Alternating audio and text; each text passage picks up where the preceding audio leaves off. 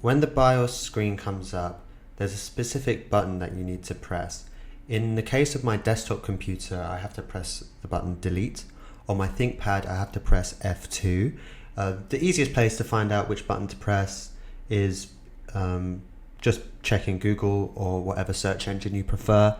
In this case, I actually just pressed a bunch of random buttons until I got it because my motherboard wasn't very well known. But perhaps if your BIOS is known to you, it's the same across different BIOSes. I actually don't know.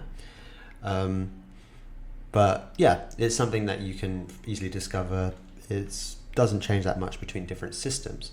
So here we are in the Aptio setup utility. This is the BIOS for my desktop computer, and the reason I brought it up is, like you clicked on this video, to help those of you that are trying to get their heads around setting up virtualization and GPU pass-through in their computer. So I haven't seen any real videos about this. It's something that seems a little bit straightforward, but there's some confusing language about it.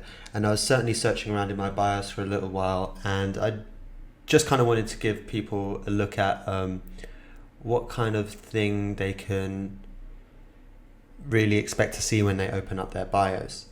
So here we are in the BIOS. You can move around with the left and right arrows. So here's main with some information, advanced. The one that in my case we're looking for is Intel RC setup. So the first, now we can use up and down to change places that we want to go into options that we want to go into. And the first one we're going to look at is processor configuration. Here in processor configuration, you can see here I have VMX enabled. VMX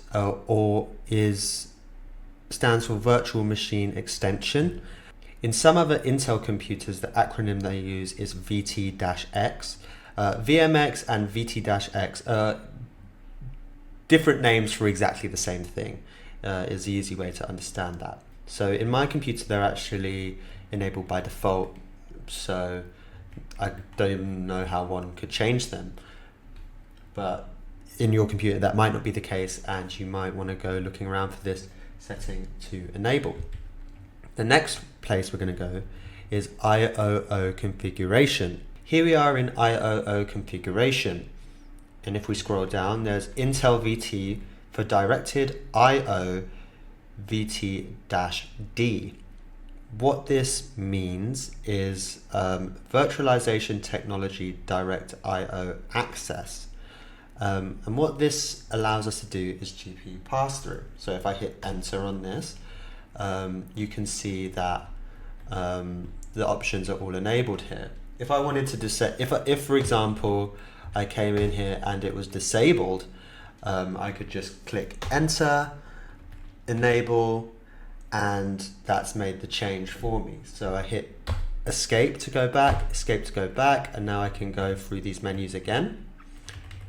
I can hit, and I want to save my and so if you've made any changes that will allow you to, one, do virtualization using your chipset, and two, use pass-through with your I/O, which you need for your GPU, you'll go ahead and click Save Changes and Exit. The thing to remember with this video is I think everybody's BIOS can vary quite a bit. There's only a few companies that actually produce BIOS, so there's not that much variation, but depending on what your computer is or when it was made, these settings can look quite different. But it's, don't be too intimidated by the screens and how it looks super dated and stuff, but it's kind of cool in Vaporwave too. So yeah, that was just a little insight, and hopefully it's helpful when you enter your own BIOS, and you can kind of look for similar things which will allow you to, one, enable your CPU virtualization, and two, enable virtualization for technology direct IO access, which is the VT-D. D, which is, in my case, was in the IIO settings, and in your case will probably be in something similar. So we're going to go ahead and save configuration, and now we'll exit out of the BIOS.